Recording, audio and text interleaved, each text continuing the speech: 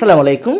আমি আজকে আপনাদেরকে দেখাচ্ছি বাংলা দ্বিতীয় পত্রের লিখিত অংশের সাজেশন, অর্থাৎ এটাকে আমরা নির্মিত অংশের সাজেশনও বলতে পারি।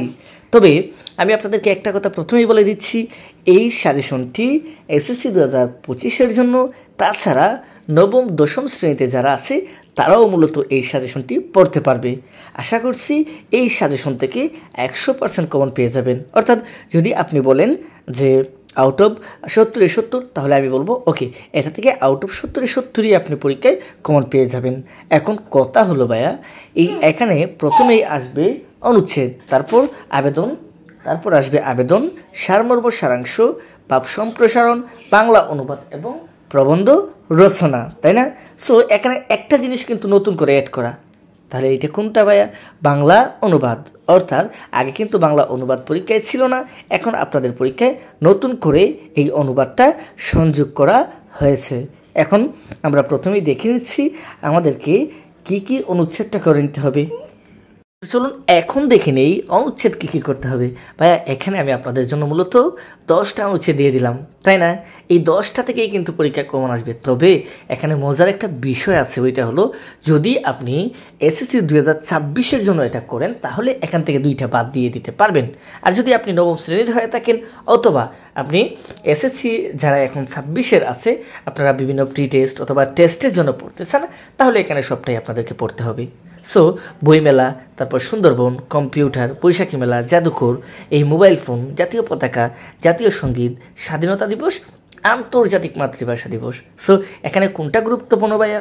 এখানে যদি আমি আপনাকে গুরুত্বপূর্ণ বলে দিই তাহলে বইমেলাটা পরীক্ষায় বেশি আসে, বৈশাখী মেলা, মোবাইল ফোন, জাতীয় পতাকা, জাতীয় সঙ্গীত, আন্তর্জাতিক মাতৃভাষা দিবস।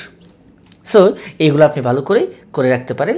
এক্ষেত্রেই আমি বলবো যে না, এখান থেকে আপনাদের পরীক্ষায় কমন আসবেই ইনশাল্লাহ। তো এখন চলুন আমরা দেখে নেই আমাদেরকে 2-এর জন্য কী কী করে নিতে হবে।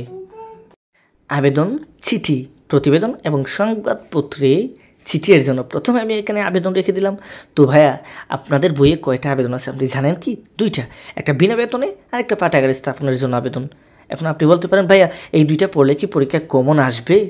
অবশ্যই এই 2টা থেকেই পরীক্ষায় কমন আসে, কখনোই এই 2টার বাইরে পরীক্ষায় কমন আসে না। হঠাৎ পরিবর্তন হতে পারে হালকা, কিন্তু বেশিরভাগ ক্ষেত্রে আপনারা ফলো করে দেখেন বোর্ড প্রশ্ন যদি আবেদন আসে এই 2টা থেকে আসে। সো এই 2টা খুবই ভালো করে পড়ে নেবেন। আর এখানে একটা নিয়োগ দেওয়া আছে, সহকারী শিক্ষক নিয়োগ। ভাই এটা কি? সিবি, ইংরেজিতে সিবি পড়ছে না, খাটিয়ে খোলাম পিঠা। সো এই সিবি, ঠিক আছে, অর্থাৎ জীবন বৃত্তান্ত, এই সহকারী শিক্ষক নিয়োগ পদের জন্য এটা পড়ে নেবেন। অর্থাৎ এখানে টোটাল 3টা, এই 3টা থেকে দেখবেন যে কোনো একটা পরীক্ষায় চলে আসবে। সো তাহলে এখন চলুন আমরা দেখে নেই চিঠিপত্র কী কী করতে হবে। তো প্রথমেই দেখুন, মাতার কাছে পুত্রের চিঠি, ঐতিহাসিক স্থান, কন্যার কাছে পিতার চিঠি, তাই না? লেখকের কাছে পাঠকের চিঠি। এখন কথা হলো আপনাকে এখানে কি 4টাই পড়তে হবে? ওকে, যদি আপনি স্কুলের পরীক্ষার্থী অর্থাৎ স্কুলে পরীক্ষা দেন, প্রথম সাময়িক, দ্বিতীয় সাময়িক, বার্ষিক পরীক্ষা, এক্ষেত্রে আপনাকে 4টাই পড়তে হবে। আর যদি ফাইনাল পরীক্ষা দেন অর্থাৎ ফাইনাল পরীক্ষার জন্য প্রিপারেশন নেন, এক্ষেত্রে আপনাকে এখান থেকে দেখে নিতে হবে 2025 সালে কোনটা আসছিল ওইটা বাদ দিয়ে দিতে হবে। ঠিক আছে, এতটুকু। এখন আপনার মনে একটা প্রশ্ন জাগতেই পারে যে ভাইয়া এখানে 4টা অপশন, তো এই 4টার জন্য কি আমাকে 4টাই পড়তে হবে? তো আমি আপনাকে বলবো এই 4টা থেকে আপনি যে কোনো 3টা নির্বাচন করুন এবং এই 3টা থেকে আপনি যে কোনো একটা পরীক্ষা দেওয়ার চেষ্টা করুন। এক্ষেত্রে বিষয়টা এমন দাঁড়াবে আপনার একটা অপশন কমে যাবে এবং বাকি 3টা, ওই অপশনটা কমে যায়, বাকি 3টা আপনি আরও ভালো করে পড়তে পারবেন। তো এখন চলুন আমরা দেখে নেই আমাদেরকে প্রতিবেদন কোনগুলো করে নিতে হবে। প্রতিবেদন, তো প্রতিবেদন এখানে 5টা দিয়ে আছে। বৃক্ষরোপণ বিষয়ক, সুন্দর হাতের লেখা, এলাকায় সড়কের দুরবস্থা, আর শহীদ দিবস ও আন্তর্জাতিক মাতৃভাষা দিবস, নবীন বরণ ও বিদায়, সংবর্ধনা। সো এখানে এই 5টা না ভাইয়া, এই 5টা বইয়ের মধ্যে হুবহু দিয়ে আছে, এই 5টাই পড়ে নেন এবং এইগুলো প্র্যাকটিস করতে থাকেন। আশা করছি এই 5টা থেকে যে কোনো 2টা চলে আসবে। আর এখানে সংবাদপত্রে চিঠি দিয়ে আছে। সো আপনি যদি আবেদন, চিঠি আর প্রতিবেদন পড়েন তাহলে আপনি অবশ্যই এই সংবাদপত্রের চিঠিটা বাদ দিয়ে দিবেন। আর যদি আপনি চান না 4টাই পড়তেন, এক্ষেত্রে এই সংবাদপত্রের চিঠিটা অ্যাড করে নিতে পারেন বা পড়ে নিতে পারেন। তো এখন দেখুন সারাংশ, এখানে যতটা সারাংশ দেওয়া আছে ভাইয়া আপনি সবগুলাই পড়ে নেবেন। এখন আপনি যদি বলেন ভাইয়া সারাংশ সারমর্ম এতগুলো আমি পড়বো কীভাবে, তাই না? যদি আমি কাউন্ট করি তাহলে 10টা 20টা হতে পারে। সো আমার 20টা আমার পক্ষে পড়া এখন সম্ভব না। আপনি চাইলে ওই সারাংশের লাইনগুলো পড়ে বুঝে বানিয়ে লিখতে পারেন। আর যদি চান না আমি বই থেকেই লিখব, একটু মনে রাখার চেষ্টা করব, এক্ষেত্রে আমি আপনাকে বলবো হয় আপনি সারাংশ লিখেন আর না হয় সারমর্ম লিখেন, যে কোনো একটাকে আপনি বাদ দিয়ে দেন। সো আপনি যদি সারাংশ লিখতে চান তাহলে সারমর্ম বাদ দিয়ে দিবেন, আর সারমর্ম লিখতে চাইলে সারাংশটা বাদ দিয়ে দিবেন। এক্ষেত্রে আপনি ভালো লিখতে পারবেন। আর না হয় আপনি এতগুলা যদি পড়ে যান এক্ষেত্রে কোনোটাই আপনার মনে থাকবে না, আর বাকিটা আপনার ইচ্ছা। যদি চান যে 2টাই পড়ে রাখতে, ওকে, আপনার জন্য শুভকামনা। তো এখন দেখুন ভাব সম্প্রসারণ। তো এখানে কিন্তু ভাব সম্প্রসারণ 9টার মতো দিয়ে আছে। তারপরও যদি আপনি বলেন যে ভাইয়া এই 9টা এত হয়ে যায়, আমি পড়বো কীভাবে এত, তাহলে আমি আপনাকে বলবো দেখুন আপনার বইয়ে কিন্তু 15টা দিয়ে আছে, ওই 15টা থেকে এখানে 9টা দেয়া। সো এই 9টা পড়ে নিলেই কিন্তু আপনি 2টা কমন পেয়ে যাবেন। এখন তারপরেও যদি বলেন যে এগুলো আমার কঠিন লাগে এবং 3 থেকে 4 পৃষ্ঠা লিখতে হয়, তখন আমি এতগুলো মুখস্থ করব কিভাবে, আমি আপনাকে বলবো এতগুলো মুখস্থ করার কোনো প্রয়োজন নেই।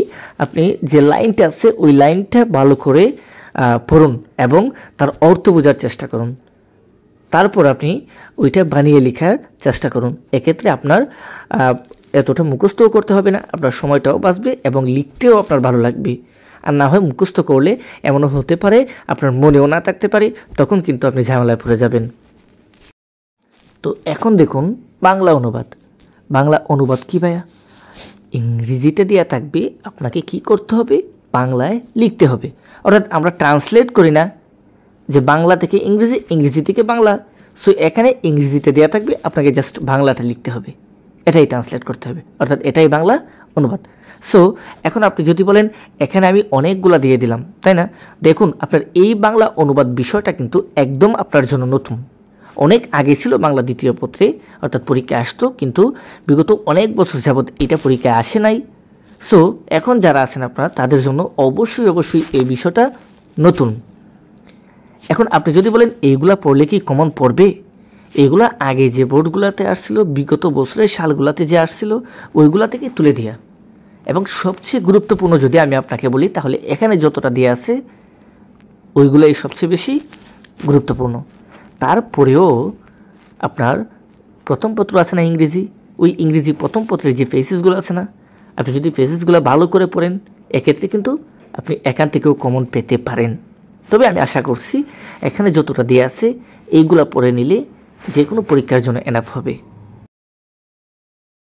তো চলুন এখন দেখে নেই আমাদেরকে প্রবন্ধ রচনা কি করতে হবে।